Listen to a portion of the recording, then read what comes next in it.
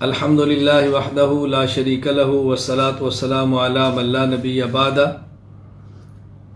قربانی کرنے والے کے لیے مستحب یہ ہے کہ جب ذی الحج شروع ہو جائے تو اپنے بال اور ناخن نہ کاٹے۔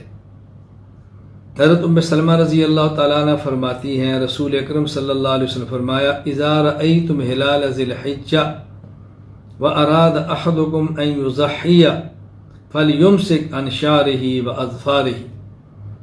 جب تم ذی الحج کا چاند دیکھو اور قربانی کرنا چاہو، اب اپنے بال اور ناخن نہ لو، اب نہ کاٹو۔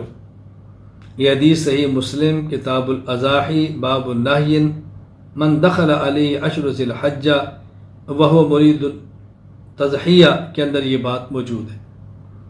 لیکن یہاں یہ بات ذہن نشین فرما لیں، یہ اس شخص کے لیے ہے جس نے قربانی کرنی ہو۔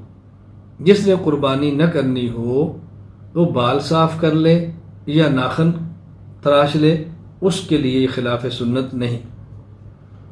اسی طرح اس کی حیثیت مستحب کی ہے، ضروری کی نہیں ہے۔ یعنی کوئی شخص یہ کام نہ کرے تو اس کو برا سمجھے، کوئی ناخن کاٹ لے، کوئی بال کاٹ لے، اس پر ملامت کرے، یہ جائز نہیں ہے۔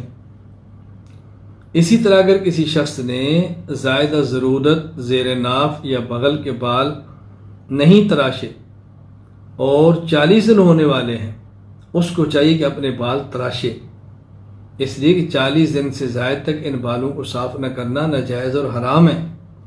تو یہ مستحب تھا اور وہ حرام تھا، اس لیے اس استحباب کو ایسے حرام کا ارتکاب نہ کرے۔ ان مسائل کا بہت زیادہ خیال فرمائیں۔